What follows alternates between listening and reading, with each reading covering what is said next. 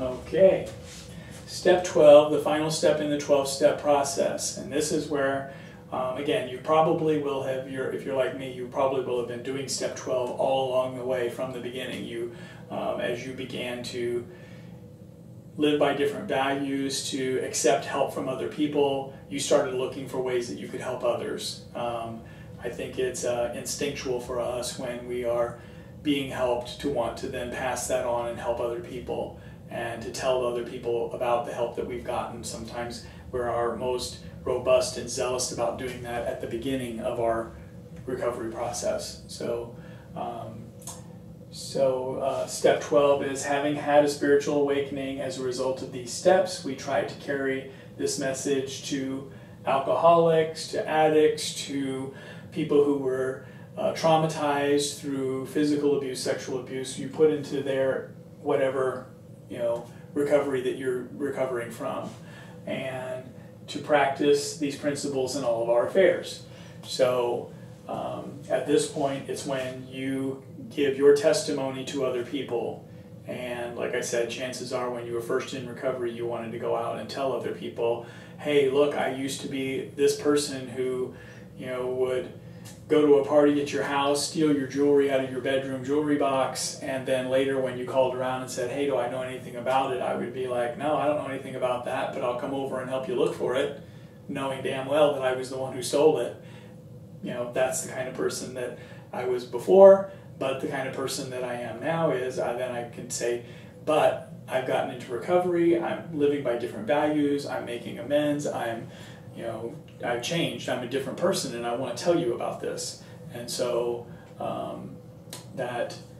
that's where you get the chance to do that. By the time you're completing to the 12th step, it's reminding us that, hey, the way that we continue to keep on living a life of recovery is by practicing that recovery and being an example to other people, by telling our story, by helping other people walk through the steps and teach them how we did it, and how I teach it is different than how someone else teaches it.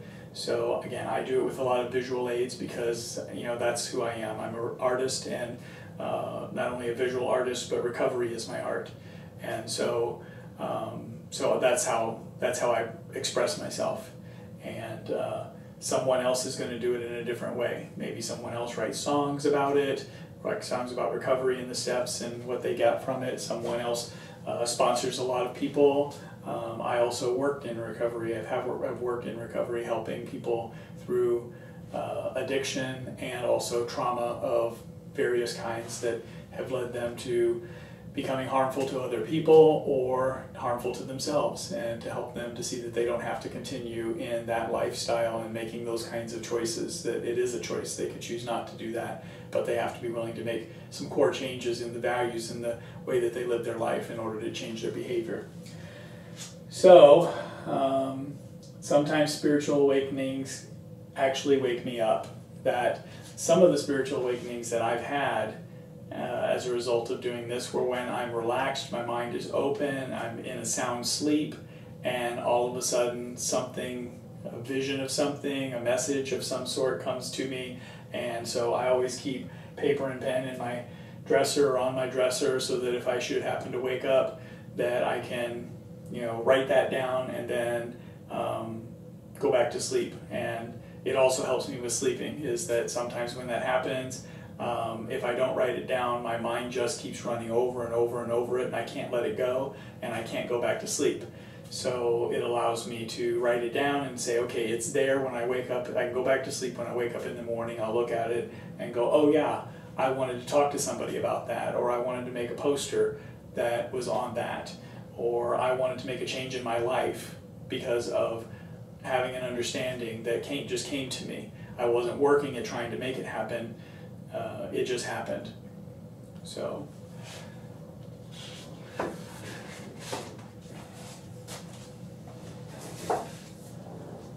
to help explain spiritual awakenings, I also think of spiritual awakenings as that life is a puzzle, moments are the pieces, the purpose is putting them together.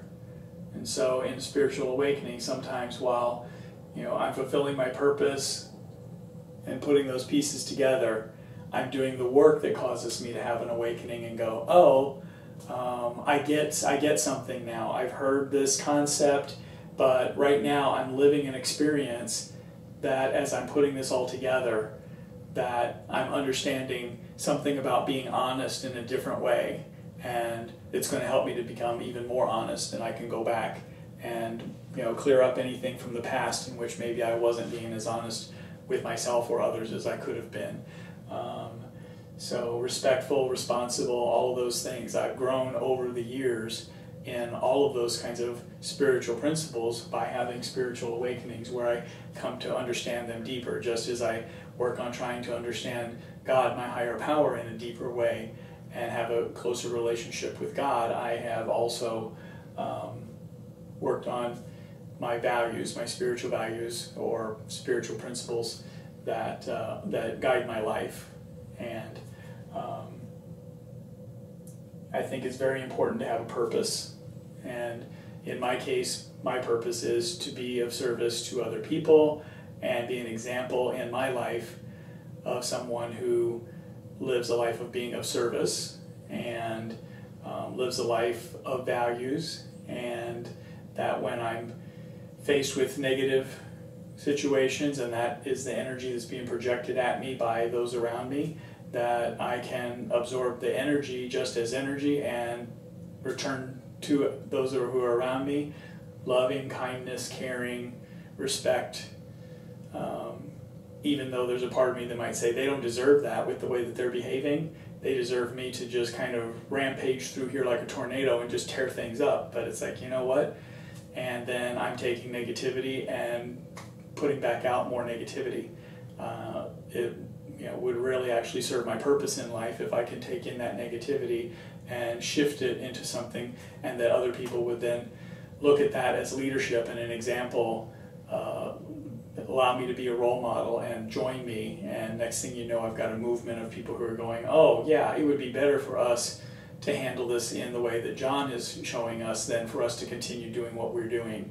So I'm going to shift, and bit by bit, as 2 or 3 people make that shift, more and more people around in that situation are making the shift, and the next thing you know, we're all working together as a team to do something that's good instead of continuing to cause damage. So that's what I see as my purpose, and your purpose doesn't have to be my purpose. Your purpose is whatever it is that you're supposed to do in your life and with your life.